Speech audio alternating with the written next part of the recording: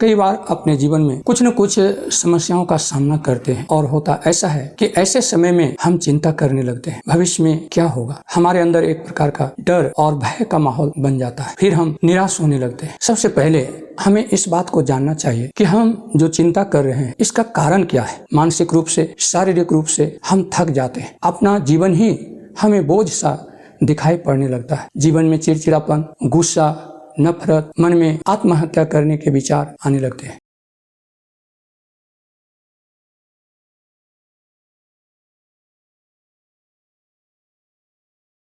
मेरे प्रियो, आप सभी को प्रभु यीशु मसीह के मधुर और सामर्थी नाम में जय मसीह की।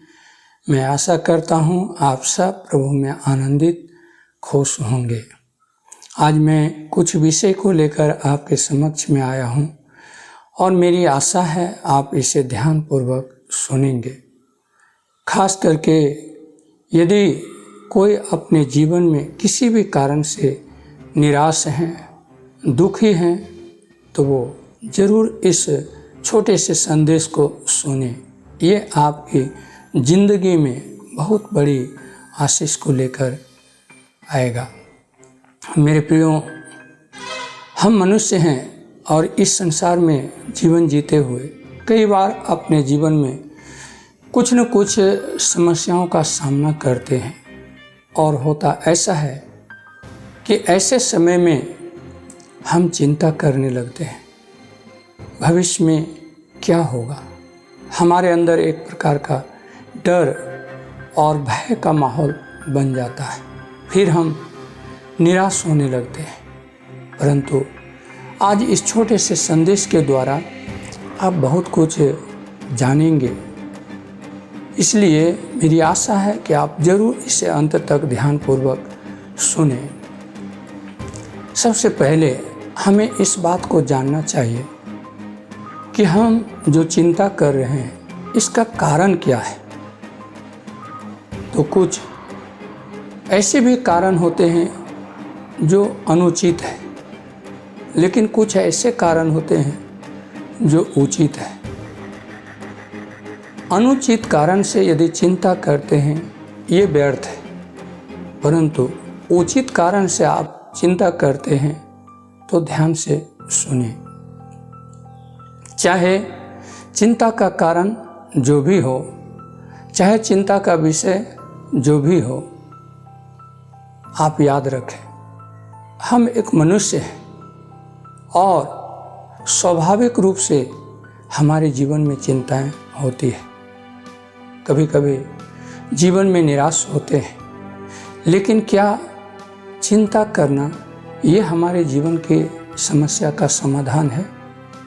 नहीं, क्योंकि जब हम चिंता करते हैं मानसिक रूप से, शारीरिक रूप से हम थक जाते हैं, अपना जीवन ही हमें बोझ सा दिखाई पड़ने लगता है। जीवन में चिड़चिड़ापन, गुस्सा, नफरत, मन में आत्महत्या करने के विचार आने लगते हैं।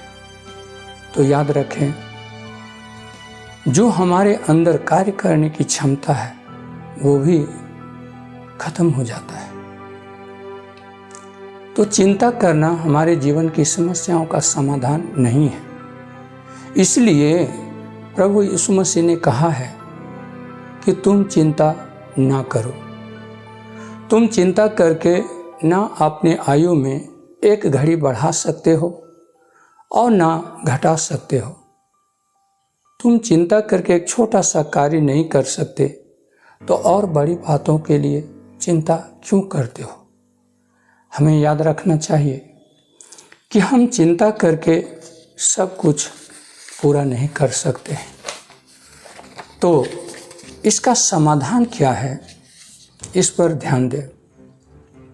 सबसे पहले हमें ईश्वर, उनके सामर्थ्य में विश्वास और भरोसा रखना चाहिए, क्योंकि उनके पास इतना सामर्थ्य है कि वो हमारे किसी भी समस्याओं से हमें बाहर निकाल सकता है। इसलिए प्रेरित पौलुस कहता है फिलिपियों की पत्री 4 अध्याय के 6 में किसी भी बात की चिंता मत करो, परंतु हर एक बात में तुम्हारे निवेदन, प्रार्थना और विनती के द्वारा धन्यवाद के साथ परमेश्वर के सन्मुख उपस्थित किए जाएं। तो याद रखें, जब भी हम अपने जीवन में किसी समस्याओं का सामना कर रहे हैं जिसके कारण हम चिंतित हैं, ऐसे समय में चिंता करने के बजाय हम परमेश्वर की उपस्थिति में आए, उनके सामर्थ्य पर भरोसा रखकर प्रार्थना करें।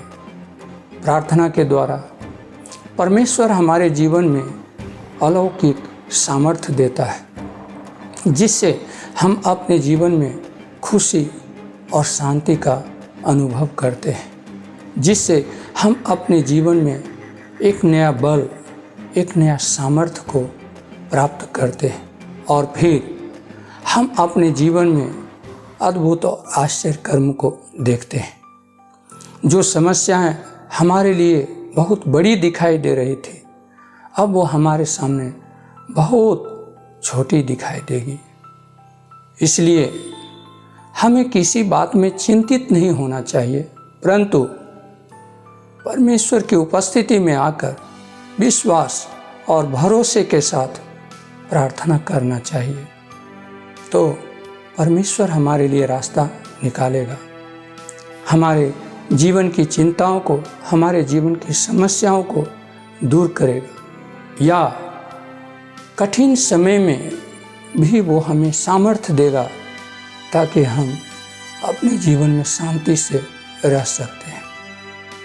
इसलिए इस छोटे से संदेश के द्वारा मैं बताना चाह रहा हूँ, यदि आज आप किसी भी प्रकार की चिंता में हैं, निराशा में हैं, चिंता ना करें।